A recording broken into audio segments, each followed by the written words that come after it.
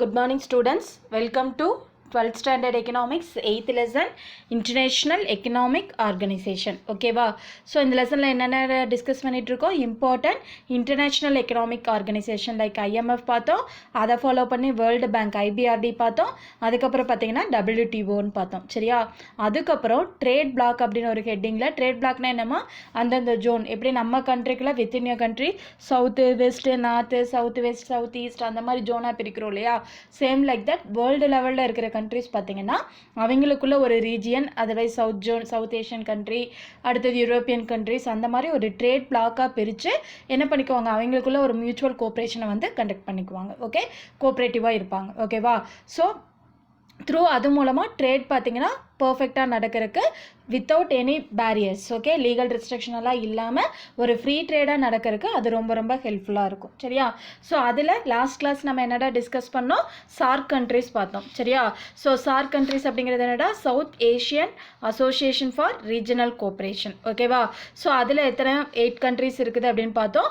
அதுக்கப்புறம் அதை ஃபாலோ பண்ணி today's class we are going to discuss about the Asian countries. Okay, SAARC கண்ட்ரிஸ்னால் என்னென்னு பார்த்தோம்டா நேற்று. சார்க் கண்ட்ரிஸோட மெயின் அப்ஜெக்டிவ்ஸ் என்னென்ன, அதோட இம்பார்ட்டன்ட் ஃபங்க்ஷன்ஸ் என்னென்ன அப்படிங்கிறதெல்லாம் நம்ம லாஸ்ட் கிளாஸில் பார்த்தோம். சரியா, so today's class we are going to discuss about the concept of Asian countries and BRICS countries. Okay, இந்த ரெண்டு இதை வந்து இப்போ ப்ரீஃபாக பார்க்க போகிறோம். ஓகே, அதில் ஃபர்ஸ்ட் ஒன் பாரு ஏஷியன் கண்ட்ரிஸ். ஓகேவா, ஸோ இதோட ஃபுல் ஃபார்ம் பாரு association of south east Asian nations. Okay, so south east Asian Asian கண்ட்ரியில் சவுத் ஈஸ்ட் ஜோனில் இருக்கிற கண்ட்ரிஸ் எல்லாம் பார்த்தீங்கன்னா அதில் என்னது நெய்பரிங் கண்ட்ரிஸ் எல்லாமே இன்டெகிரேட் பண்ணி they can formulate one Asian Nations. ஓகேவா, ஸோ இதை ப்ரீஃபாக பார்க்கலாம் பாரு. The Asian was established on 8th August 1967 in Bangkok by the 5 original member countries. Okay, so இது ஃபஸ்ட்டு ஆர்ஜின் இது ஸ்டார்ட் பண்ணுறப்ப 1967 வந்து இது ஸ்டார்ட் பண்ணாங்க. அப்போ என்னென்ன கண்ட்ரிஸ் இதில் இருந்தது அப்படின்னு பார்த்தீங்கன்னா Indonesia, Malaysia, Philippines, Singapore and Thailand. சரியா, ஸோ அதுக்கப்புறம் பார்த்தீங்கன்னா இதில் என்னென்ன கண்ட்ரிஸ் எல்லாம் இன்க்ளூட் ஆச்சு அப்படின்னா லேட்டர் ப்ரூனை, அடுத்தது ப்ளூனை தரிசிலம், வியட்நாம், லாலோஸ், அடுத்தது மியான்மர் அண்ட் கம்போடியா ஜாயிண்ட். ஓகேவா, ஃபஸ்ட்டு ஆர்ஜினேட்டாக ஒரு 5 கண்ட்ரிஸ் இருந்தது, அதை ஃபாலோ பண்ணி லேட்டராக பார்த்தீங்கன்னா இன்னொரு ஒரு 5 கண்ட்ரிஸ் வந்து ஜாயின் பண்ணாங்க. Okay, besides 10 number of the ASEAN there are 6 dialogue partners which have been participated in its deliberation. Okay, so டோட்டலாக ஸ்டார்டிங்கில் ஆர்ஜினேட் பண்ணுறப்ப 5 கண்ட்ரிஸ், அதுக்கப்புறம் ஒரு 5 கண்ட்ரிஸ், டோட்டலாக 10 கண்ட்ரிஸ் அதில் மெம்பர்ஸாக இருந்தாங்க. அதுக்கப்புறம் பார்த்தீங்கன்னா டயலாக் பார்ட்னர்ஸ்னால் என்னமா, அதாவது விவாதத்தில் மட்டும் கலந்துக்கிறது. ஓகேவா, ஸோ ஃபுல்லாக அவங்களோட இதில் அவங்க இன்டர்ஃபியர் ஆக மாட்டாங்க.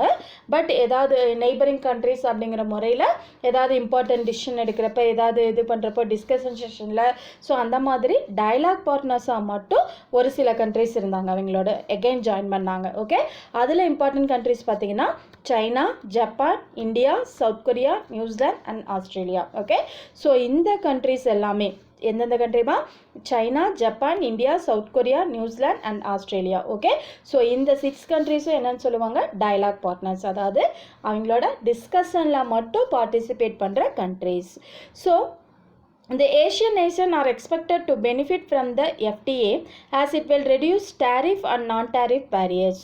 So, the common historical and cultural background made by the member countries to maintain their unity and solidarity by establishing a trade bloc. Okay, so இந்த ஏஷியன் அப்படிங்கிற ஒரு நேஷன் எதுக்காக ஸ்டார்ட் பண்ணாங்க அப்படின்னா அந்த கண்ட்ரிக்குள்ளே FDAன்னா நம்ம ஃப்ரீ ட்ரேட் ஏரியா அப்படின்னு சொல்லுவாங்க. ஓகேவா, ஸோ யாரெல்லாம் இந்த ஏஷியன் கண்ட்ரீஸில் மெம்பர்ஸாக இருக்காங்களோ அந்த கண்ட்ரீஸுக்குள்ளே என்ன கிடையாது, டேரிஃபை ரெடியூஸ் பண்ணுறது, அதர்வைஸ் நான் டேரிஃப்னா என்னடா எக்ஸ்போர்ட் அண்ட் இம்போர்ட் டியூட்டிஸ். சரியா, ஸோ அந்த டியூட்டிஸ் எல்லாம் எதுவுமே இல்லாமல் குட்ஸ் அண்ட் சர்வீஸை நம்ம என்ன பண்ணிக்கலாம், ஈஸியாக வந்து ஒன் கண்ட்ரி டு இன்னொரு கண்ட்ரி நம்ம என்ன பண்ணிக்கலாம், ட்ரான்ஸ்ஃபர் பண்ணிக்கலாம். சரியா, so same like that common historical and cultural background made by the countries to maintain their unity and solitary. Okay, சாலிட்டரின்னா நம்ம உறுதி செய்கிறது, சாலிட்டரி. ஓகேவா, ஸோ சாலிடா அப்படின்னு சொல்கிறாங்களே, அப்போ என்னது ஷூரிட்டியா. ஓகேவா, ஸோ அந்த கண்ட்ரிஸோட கல்ச்சுரல் பேக்ரவுண்டையும் யுனைட்டடாக கோஆப்ரேஷனாக அதை அந்த ட்ரேட் பிளாக்ல இருக்கிற கண்ட்ரிஸோட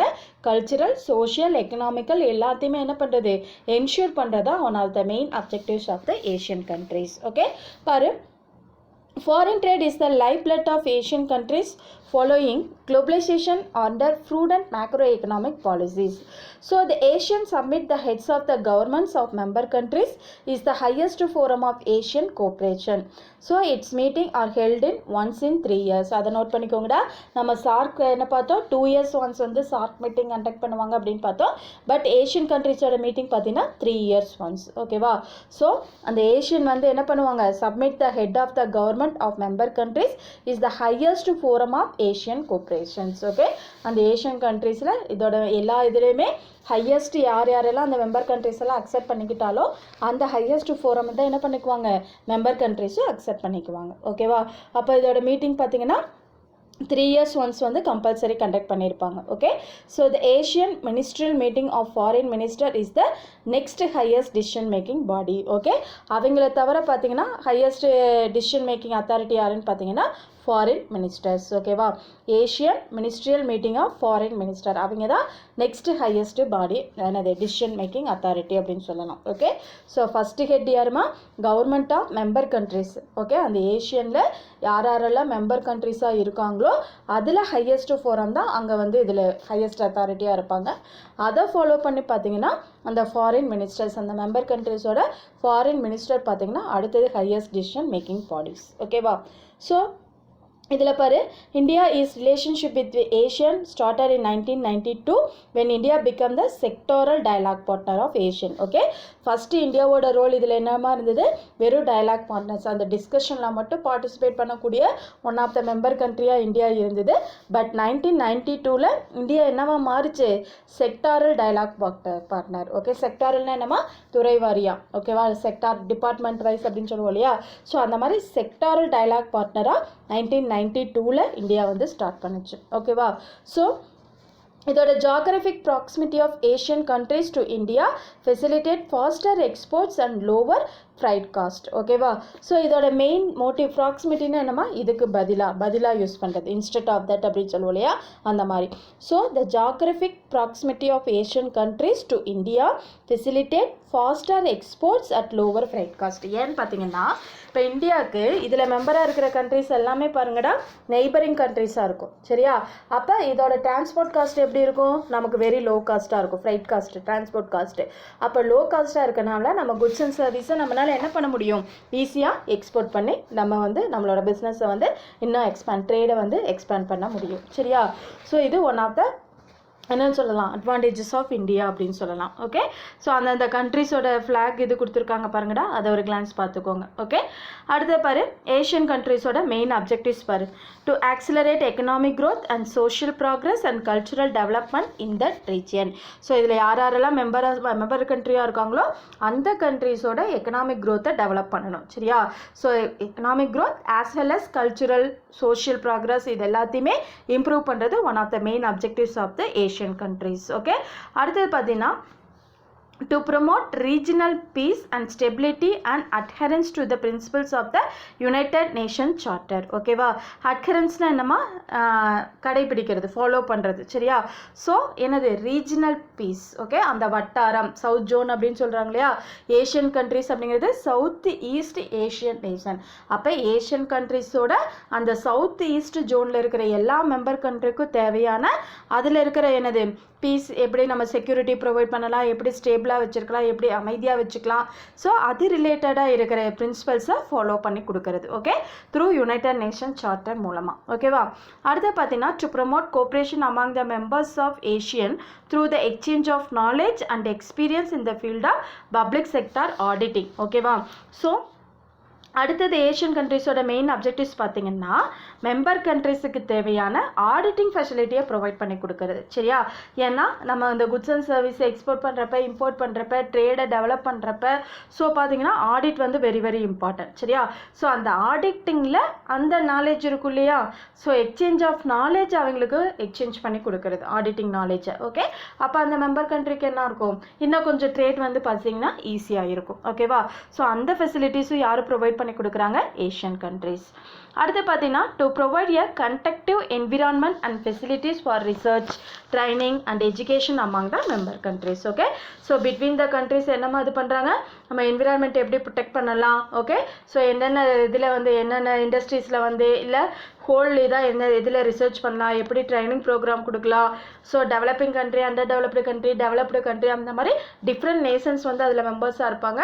அந்த கண்ட்ரியில் இருக்கிறோட பீப்புளை standard of living, education, okay, so இதெல்லாம் எப்படி இம்ப்ரூவ் பண்ணலாம் அதையும் யார் பண்ணுறாங்க, ஏஷியன் கண்ட்ரிஸ் வந்து பண்ணுறாங்க. சரியா, அடுத்தது to serve as a center of information and as Asian link with other international organization. நம்ம ஆல்ரெடி அந்த ஏஷியன் சார்க் நேஷனில் பார்த்தோம் இல்லையா, other international organization like IMF, IBRD, WTO இந்த மாதிரி அதர் இன்டர்நேஷ்னல் ஆர்கனைசேஷன் கூட மியூச்சுவல் கோஆப்ரேஷன் மூலமாக ஏஷியன் லிங்க் வச்சிருக்கிறதுனால அதுலேருந்து கிடைக்கிற பெனிஃபிட்டும் இந்த கண்ட்ரிஸ்க்கு கிடைக்கிற மாதிரி பண்ணுறது. ஓகேவா, so these are the main objectives of the Asian countries. Okay, அடுத்தது பாரு இதோட இம்பார்ட்டன்ட் ஃபங்க்ஷன்ஸ் என்னென்னு பார்க்கலாம். மோர் ஆர் லெஸ் அதே தான் திருப்பி வரும்.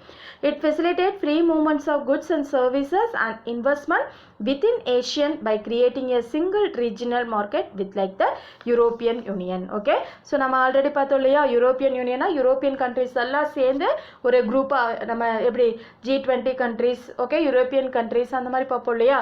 ஸோ அவங்கெல்லாம் எப்படி அவங்களுக்குள்ள மியூச்சுவல் கோஆப்ரேஷனோட ட்ரேடை ஸ்மூத்தாக கொண்டு போகிறாங்களோ சேம் லைக் தட் நம்மளும் இந்த ஏஷியன் கண்ட்ரிஸ்குள்ளே என்ன பண்ணலாம், குட்ஸ் அண்ட் சர்வீஸாக இருக்கலாம், இன்வெஸ்ட்மெண்ட்டாக இருக்கலாம், டெக்னாலஜிக்கலாக இருக்கலாம், சயின்டிஃபிக் சீக்ரெட்ஸாக இருக்கலாம். ஸோ இதை வந்து என்ன பண்ணலாம், லீகல் ரெஸ்ட்ரிக்ஷன் இல்லாமல், லீகல் பேரியர்ஸ் இல்லாமல் ஃப்ரீயாக குட்ஸ் அண்ட் சர்வீஸை நம்ம வந்து எக்ஸ்சேஞ்ச் பண்ணிக்கலாம். சரியா, அடுத்த செகண்ட் ஒன் பாரு, it provides free access to the marketers of one member country to the market of all other member country, thus fostering growth in the region. ஓகேவா, அடுத்தது செகண்ட் ஒன் பார்த்தீங்கன்னா free access to the marketers. Okay, so ஒரு கண்ட்ரிக்கு கிடைக்கிறது, okay, ஒரு கண்ட்ரிக்கு கிடைக்கிறது மற்ற கண்ட்ரிக்கும். ஓகேவா, இப்போ ஃபார் எக்ஸாம்பிள் இப்போ ஒரு கண்ட்ரியில் ஒரு ப்ரொடியூசர் இருக்கிறாங்க அப்படின்னு வச்சுக்கலாம், சேல்ஸ்மேன். ஓகே, அவங்க கிடைக்கிற அந்த குட்ஸு எல்லா கண்ட்ரிக்கும் என்னது ஸ்மூத்தாக, எந்த ஒரு பேரியர்ஸும் இல்லாமல், எந்த ஒரு தடையும் இல்லாமல் எல்லா கண்ட்ரிக்கும் கிடைக்க செய்கிறது. ஓகே, ஒரு கண்ட்ரியில் மேனுஃபேக்சர் பண்ணி ப்ரொடியூஸ் பண்ணுற ஒரு கமாடிட்டி, ப்ரொடியூஸ் பண்ணி சேல்ஸுக்கு ரெடியாக இருக்கிற கமாடிட்டி எல்லா கண்ட்ரிலையுமே எந்த ஒரு லீகல் ரெஸ்ட்ரிக்ஷனும் இல்லாமல், பேரியர்ஸும் இல்லாமல் ஸ்மூத்தாக கிடைக்கிறதுக்கான இதை வந்து பண்ணி கொடுக்கறது. ஓகேவா, அடுத்து பார்த்தீங்கன்னா it improves the business competitiveness. Okay, it improves the business competitiveness between business from different countries and also narrow development gaps between member countries. Okay வா, so between the countries business competitive என்ன பண்ணுது, இது create பண்ணுது, but at the same time narrow developmental gaps between member country. so எல்லா member countryக்குமே equal importance கொடுக்கறதுனால ரெண்டு கண்ட்ரிஸ்க்கு நடுவில் இருக்கிற கேப்பை இது என்ன பண்ணுது, ரெடியூஸ் பண்ணுது. அதாவது well developed country, under developed country, less developed country அப்படிங்கிற அந்த பேரியர்ஸை வந்து இது என்ன இன்இக்வாலிட்டியை ரெடியூஸ் பண்ணுது. ஓகேவா, it paves the அடுத்தது வரு it paves the way of market and investment opportunities for the member nation. அந்த மெம்பர் நேஷனுக்கு அவங்களோட கமாடிட்டியை மார்க்கெட்டிங் ஃபெசிலிட்டி, நிறையா இன்வெஸ்ட்மெண்ட் ஆப்பர்ச்சுனிட்டிஸ் ப்ரொவைட் பண்ணுறது மூலமாக ட்ரேடை இம்ப்ரூவ் பண்ணுறதுக்கு தேவையான எல்லா ஃபெசிலிட்டிஸும் ப்ரொவைட் பண்ணி கொடுக்குது.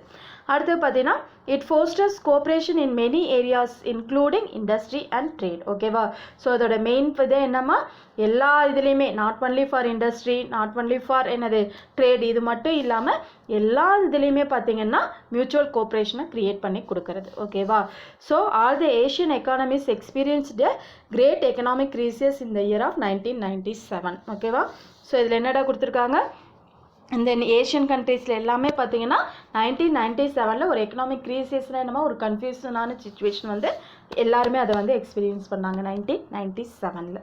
ஆர் யூ கிளியர் தாங்க? So these are the main objectives of the என்ன சொல்லலாம் Asian countries. Are you clear?